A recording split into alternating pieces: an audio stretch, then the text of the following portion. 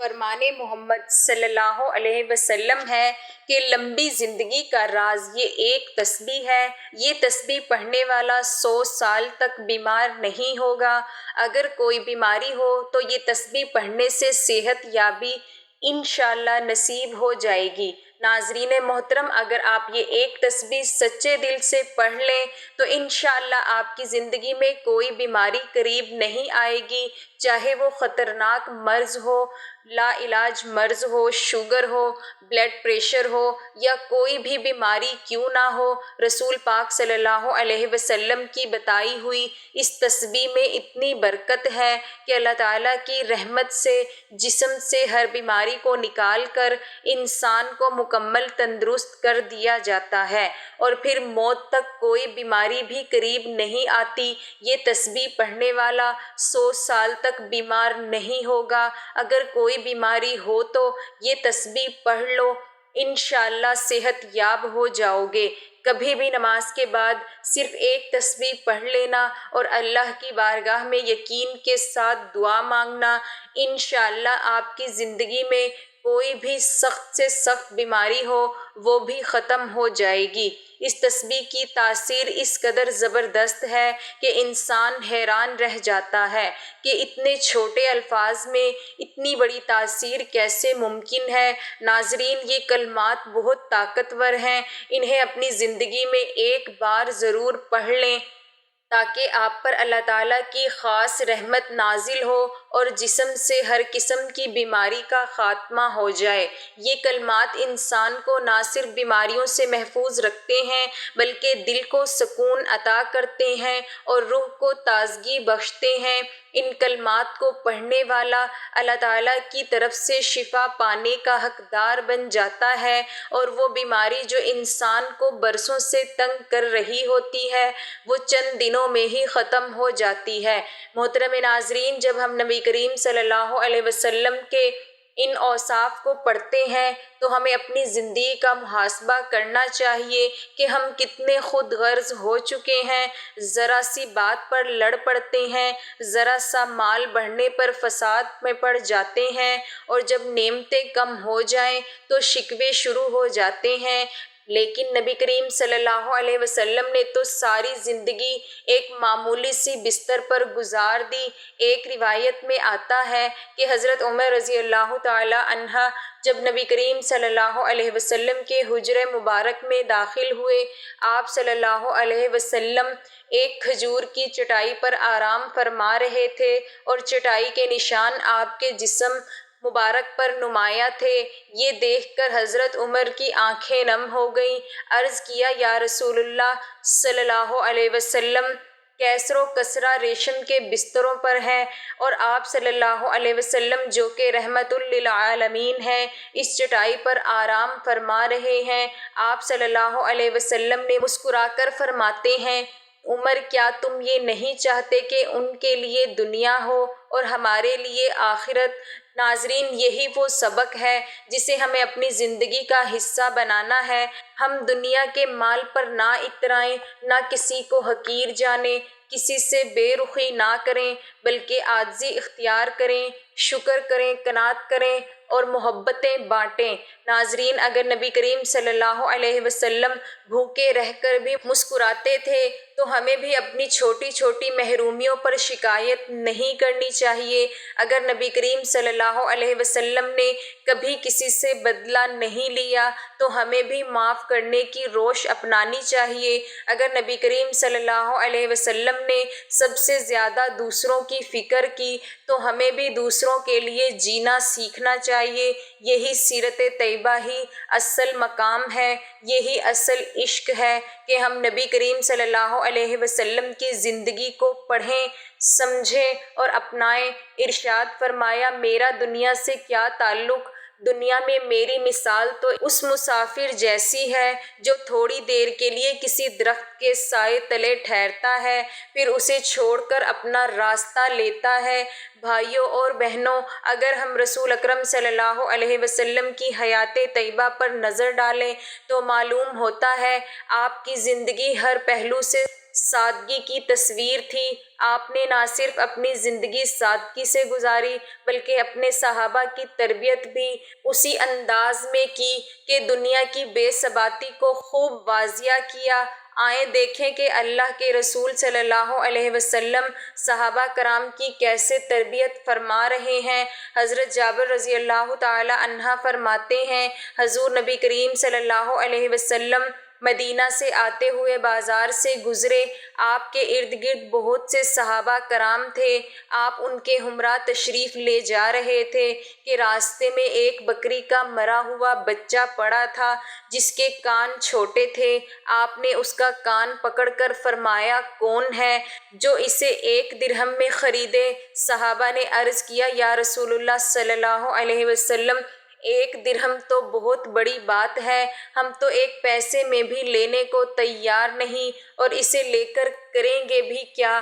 آپ نے فرمایا، کیا تم اسے مفت لینے کے لیے راضی ہو؟ صحابہ نے عرض کیا، یا رسول اللہ صلی اللہ علیہ وسلم اگر یہ زندہ ہوتا تب بھی اس لائق شمار نہ ہوتا کیونکہ اس کے کان چھوٹے ہیں اور اب تو یہ مرا ہوا ہے۔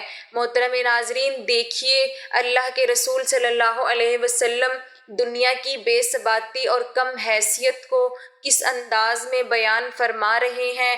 آپ صلی اللہ علیہ وسلم نے فرمایا، اللہ کی قسم، اللہ تعالیٰ کے نزدیک دنیا اس مردار سے بھی کم حیثیت رکھتی ہے۔ پھر ایک موقع پر دنیا کی حقیقت ان الفاظ میں بیان فرمائی، اگر دنیا اللہ کے نزدیک مچھر کے پر کے برابر بھی حیثیت رکھتی ہوتی تو وہ کسی کافر کو اس میں پانی کا 1 گھونٹ بھی نہ دیتا۔ محترم ناظرین، اللہ تعالیٰ کی نعمتیں بے شمار اور لا تعداد ہیں جنہیں کوئی گن نہیں سکتا اور نہ کوئی ان کا احاطہ کر سکتا ہے۔ پیدائش سے لے کر موت تک انسان اللہ کی عطا کردہ نعمتوں کو استعمال کرتا ہے اور اللہ کی نعمتوں میں بچپن، جوانی، بڑھاپا گزارتا ہے۔ سب سے پہلی نعمت انسان کی صورت میں ملتی ہے جو کہ اشرف المخلوقات ہے، پھر اعضاء کی سلامتی، قوت گویائی، قوت سماعت، اور یہ تمام اعضاء اللہ تعالیٰ کی طرف سے عطا شدہ نعمت کی صورت میں ہمیں ملتے ہیں۔ پھر انسان کو اپنی محدود زندگی میں لاتعداد اور بے شمار اللہ کی نعمتوں سے واسطہ پڑتا ہے جنہیں ایک انسان اگر ساری عمر شمار کرنا چاہے تو شمار نہیں کر سکتا۔ چنانچہ قرآن کریم میں ارشاد باری تعالیٰ ہے، اگر تم اللہ کی نعمتوں کو شمار کرنا چاہو تو انہیں پورا شمار نہ کر سکو گے، بے شک اللہ تعالیٰ بخشنے والا نہایت مہربان ہے۔ ناظرین، اللہ تعالیٰ کی انہی عطا کردہ نعمتوں میں سے ایک نعمت صحت کی نعمت ہے، جو کہ صحت کی حالت میں انسان تمام دینی اور دنیاوی کام انجام دے سکتا ہے۔ صحت کی نعمت کی وجہ سے سکون کی زندگی گزارتا ہے، اطمینان قلب کے ساتھ رہتا ہے، مگر ہمارے معاشرے میں خاص طور پر صحت کی نعمت کی قدر نہیں کی جاتی۔ مسلمان پر ضروری ہے کہ وہ صحت کی نعمت پر اللہ کا شکر ادا کرے اور صحت کی حالت میں اعمال صالحہ پورے جذبے کے ساتھ انجام دے اور ناقدری سے اپنے آپ کو بچائے، جیسا کہ نبی کریم صلی اللہ علیہ وسلم کا ارشاد ہے۔ عبداللہ بن عباس رضی اللہ تعالی عنہ کہتے ہیں کہ نبی کریم صلی اللہ علیہ وسلم نے ارشاد فرمایا، 2 نعمتیں ہیں جن میں اکثر لوگ خسارے اور گھاٹے میں ہیں۔ اس حدیث مبارکہ میں نبی اکرم صلی اللہ علیہ وسلم نے جن 2 نعمتوں کے بارے میں ارشاد فرمایا کہ اکثر لوگ ان 2 نعمتوں کی ناقدری کرتے ہیں، اور وہ صحت کی نعمت ہے اور فرصت کی نعمت ہے۔ جیسا کہ ناظرین عام طور پر دیکھا گیا ہے کہ اکثر لوگ فرصت کے اوقات فضولیات اور لغویات میں ضائع کر دیتے ہیں اور فرصت کے اوقات میں اپنے آپ کو ایسے کاموں میں مشغول رکھتے ہیں جن کاموں کا نہ دنیا میں کوئی فائدہ ہوتا ہے اور نہ آخرت میں کوئی فائدہ ہوتا ہے۔ حدیث میں ہے کہ کوئی دن ایسا نہیں کہ جب وہ طلوع ہوتا ہو مگر یہ کہ وہ پکار پکار کر کہتا ہے، اے آدم کے بیٹے، میں تیرے عمل پر شاہد ہوں، مجھ سے کچھ حاصل کرنا ہو تو کر لے، میں قیامت تک لوٹ کر نہیں آؤں گا۔ اور دوسری حدیث میں ہے کہ نبی کریم صلی اللہ علیہ وسلم فرماتے ہیں کہ آدمی کے اسلام کی خوبی یہ ہے کہ وہ یعنی فضول کام چھوڑ دے۔ دوسری چیز جس کے بارے میں نبی کریم صلی اللہ علیہ وسلم نے فرمایا کہ اس کی اکثر لوگ ناقدری کرتے ہیں۔ ناظرین، وہ صحت کی نعمت ہے۔ صحت کی ناقدری اس طرح ہوتی ہے کہ صحت کے زمانے میں اگر آدمی کوشش کرے تو وہ اللہ تبارک و تعالیٰ کی خوب عبادت کر سکتا ہے، ذکر و اذکار کر سکتا ہے، تسبیحات کر سکتا ہے اور قرآن کریم کی تلاوت کر سکتا ہے اور اعمال صالحہ میں اور نیک کاموں میں، عبادت میں خوب مجاہدہ کر سکتا ہے۔ مگر اکثر ایسا ہوتا ہے کہ انسان صحت کے حالت میں نیک اعمال کو فراموش کر دیتا ہے اور لاپرواہی کے ساتھ صحت کی نعمت کی ناقدری کرتا ہے۔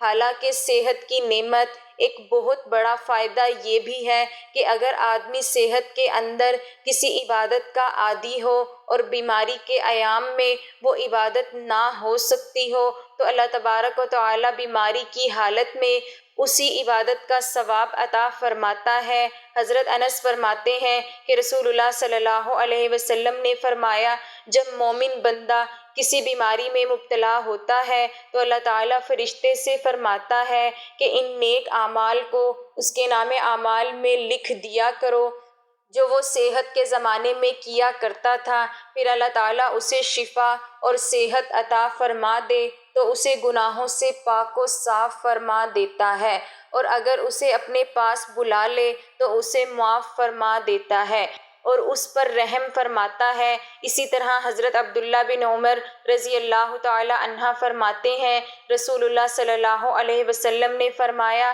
کہ جب کوئی بندہ عبادت کرتا ہے پھر بیمار ہو جائے تو اللہ تعالیٰ فرشتوں سے فرماتا ہے کہ اس بندے کے لیے اس عمل کا ثواب بھی لکھو جو عمل وہ صحت کی حالت میں کیا کرتا تھا، یہاں تک کہ میں اسے صحت دیتا ہوں یا پھر اسے اپنے پاس بلا لوں۔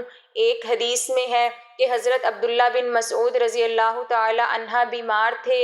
ایک صحابی کہتے ہیں کہ ہم لوگ عیادت کے لیے حاضر ہوئے تو حضرت ابن مسعود رضی اللہ تعالی عنہ رونے لگے۔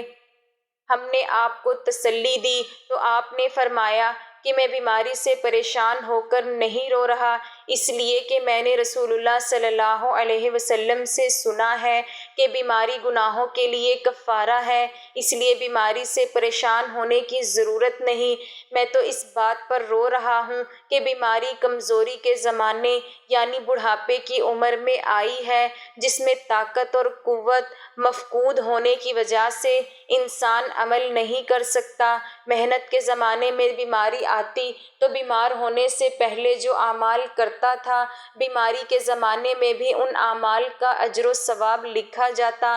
میں تو اس بات پر رو رہا ہوں۔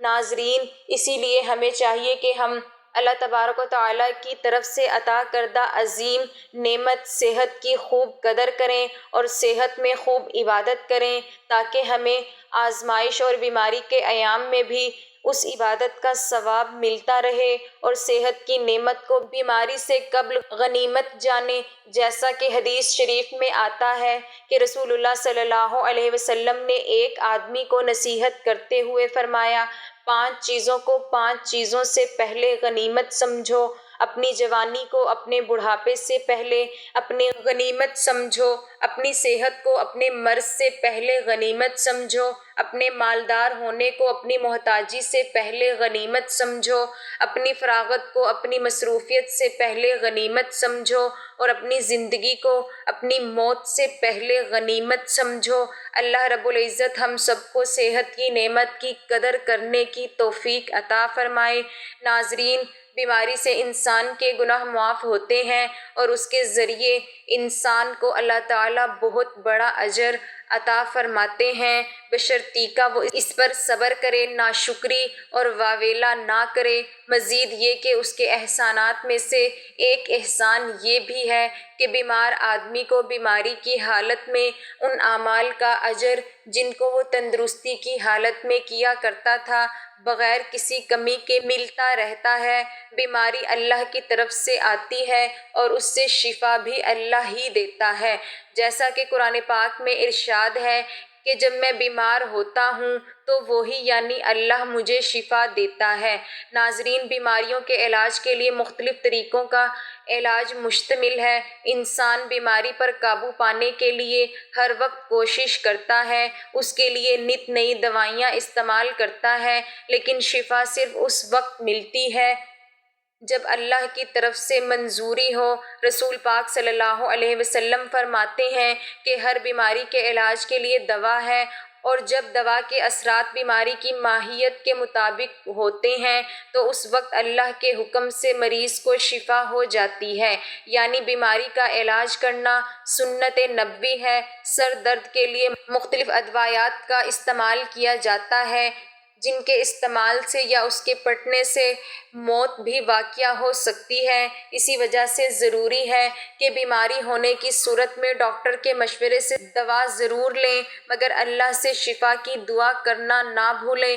دوائیں صرف ایک ذریعہ ہے، حقیقی شفا صرف اور صرف اللہ کے ہاتھ میں ہے کہ دوا سے زیادہ فائدہ دعا میں ہوتا ہے، اور بعض پیچیدہ بیماریوں میں جہاں دوائیاں بھی اثر نہیں کرتی، سب کے دل سے کی ہوئی دعا ایسا اثر دکھاتی ہے کہ مہینوں کی تبدیلی دنوں میں دور ہو جاتی ہے۔ مریض اور معالج دونوں کا دھیان اللہ کی طرف ہو جائے تو ناظرین، یہ سونے پر سہاگا والی بات ہے۔ دوا لینے سے پہلے مریض یہ خیال کرے کہ دوا صرف ضرورت کے درجے میں اور سنت نبوی سمجھ کر لے رہا ہوں، لیکن شفا صرف اور صرف اللہ کے اختیار میں ہے۔ اللہ تعالیٰ ضرور مہربانی فرمائیں گے اور بیماری سے اس کی رحمت کے باعث نجات ملے گی۔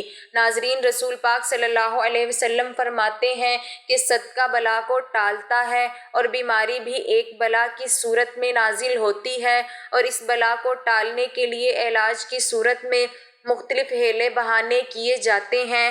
علاج کرنا اور صحیح طریقے سے علاج کرنا سنت نبوی ہے، کیونکہ رسول اللہ صلی اللہ علیہ وسلم نے ارشاد فرمایا کہ ہر بیماری کا علاج موجود ہے۔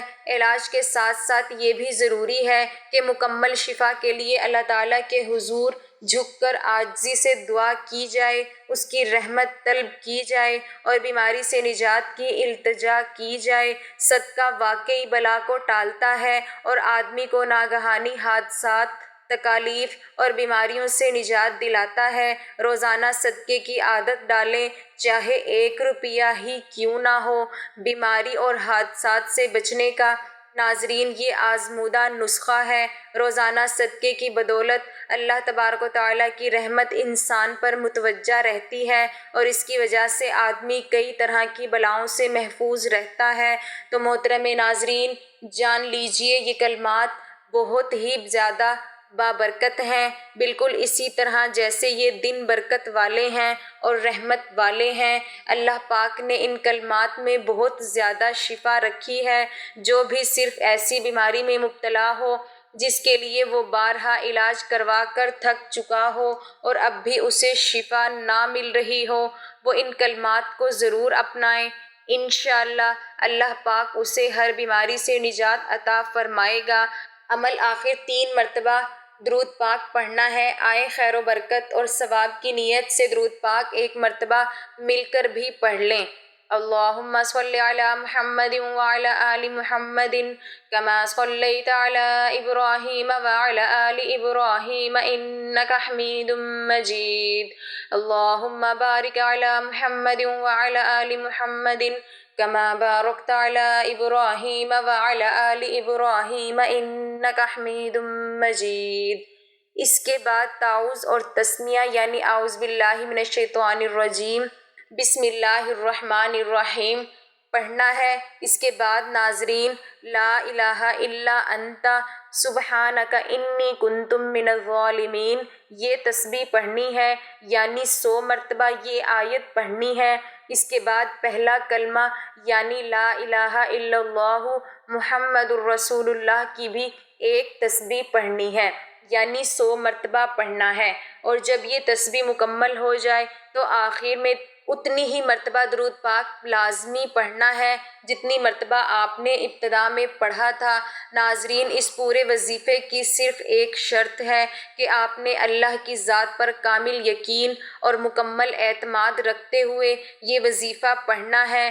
دلوں میں وسوسے رکھیں گے تو دعائیں اور وظیفے قبول نہیں ہوتے، جیسا کہ اللہ کے ایک پاک فرمان کا مفہوم ہے کہ میں بندے کے ساتھ ویسا ہی معاملہ کرتا ہوں جیسا بندہ مجھ سے گمان رکھتا ہے۔ اگر آپ دلوں میں یہ وسوسہ رکھیں گے کہ پتہ نہیں میرا وظیفہ قبول ہوگا یا نہیں ہوگا، مجھے بیماری سے شفا ملے گی یا نہیں ملے گی، تو بھائیوں اور بہنوں میں آپ کو بتاتی ہوں کہ ایسے کوئی بھی وظیفہ اثر نہیں کرتا۔ آپ دل میں یہ یقین رکھ کر وظیفہ کیجئے کہ انشاءاللہ آپ کا وظیفہ بھی اللہ تبارک و تعالی ضرور قبول فرمائیں گے اور آپ کو شفا بھی اللہ تعالی ضرور عطا فرمائیں گے۔ تو آپ دیکھیں گے کہ آپ کو کتنی جلدی بیماری سے شفا ملتی ہے۔ محترم ناظرین جو بھی سب سے سخت بیماری ہو، لا علاج مسئلہ ہو، کوئی ایسی پریشانی ہو جو حل ہونے کا نام نہ لے رہی ہو، تو یہ عمل آپ ضرور کریں۔ انشاءاللہ اللہ پاک آپ کو ان کلمات کی برکت سے فوری شفا عطا فرمائے گا اور آپ کے دل کو سکون ملے گا۔ انشاءاللہ اس عمل کی برکت سے آپ شفا یاب ہو جائیں گے۔ اللہ والو وظیفہ اور عمل آپ کو بتایا گیا ہے، یہ صرف بیماریوں کے لیے شفا کے لیے نہیں ہے، بلکہ زندگی کے ہر پہلو میں اللہ پاک کے خاص فضل کو حاصل کرنے کا ایک بہترین ذریعہ ہے۔ یہ وہ طاقتور کلمات ہیں جن میں اللہ پاک نے جسمانی بیماریوں کے ساتھ ساتھ روحانی بے چینی کے لیے بھی شفا رکھی ہے۔ ان کلمات کو جو شخص دل سے پڑھے گا، اللہ پاک اس کے دل کو سکون عطا فرمائیں گے، اس کے جسم کو ہر قسم کی تکلیف سے محفوظ رکھیں گے۔ یہ عمل نہ صرف عام بخار، درد اور جسم کی کمزوری، بلڈ پریشر، شوگر جیسے امراض میں مفید ہے، بلکہ جن بیماریوں کو ڈاکٹر لا علاج کہہ چکے ہیں ان سب کے لیے بھی یہ عمل عرش الہی سے شفا بن جاتا ہے۔ اللہ پاک کے فضل سے یہ کلمات پڑھنے والے کو ایسی طاقت ملتی ہے کہ وہ بیماریوں کا مقابلہ صبر اور حوصلے سے کرتا ہے اور اللہ پاک جلد شفا عطا فرما دیتا ہے۔ یہ عمل صرف بیماریوں تک محدود نہیں بلکہ اس کی برکت سے رزق میں کشادگی بھی ہوتی ہے۔ جو لوگ قرضوں میں ڈوبے ہوئے ہیں، جو رزق کی تنگی کا شکار ہوتے ہیں، جو چاہتے ہیں کہ ان کے گھر میں خیر و برکت ہو، تو وہ اس عمل کو اپنی زندگی کا حصہ بنا لیں۔ انشاءاللہ گھر میں خوشحالی آئے گی، میاں بیوی میں محبت پیدا ہوگی، اولاد فرما بردار ہو جائے گی اور گھر جنت کا نمونہ بن جائے گا۔ جو شخص یہ کلمات پڑھے گا اس کے رزق کے دروازے کھلیں گے، کاروبار میں ترقی ہوگی، بے برکتی ختم ہوگی اور انشاءاللہ دل کو وہ روحانی سکون حاصل ہوگا جو مال و دولت سے نہیں ملتا۔ ان کلمات کو پڑھنے سے دل مضبوط ہوتا ہے اور ہر قسم کے وسوسوں، خوف اور فکر بیماریوں سے نجات ملتی ہے۔ اللہ رب العزت سے دعا ہے کہ نیکی کی بات کو ہم سب کو سننے، سمجھنے اور اس پر عمل کرنے کی طاقت اور توفیق عطا فرمائے۔ ناظرین اگر آپ کو آج کی ویڈیو اچھی لگی ہو تو ویڈیو کو لائک، شیئر اور کمنٹ سیکشن میں اپنی رائے کا اظہار ضرور کریں اور آپ سے گزارش ہے کہ اللہ تعالیٰ کے 99 ناموں میں سے کوئی ایک نام کمنٹ سیکشن میں ضرور شیئر کریں۔ اللہ تعالیٰ ہم سب کا حامی و ناصر ہو۔ مجھے بھی اپنی دعاؤں میں یاد رکھیں۔ جزاک اللہ۔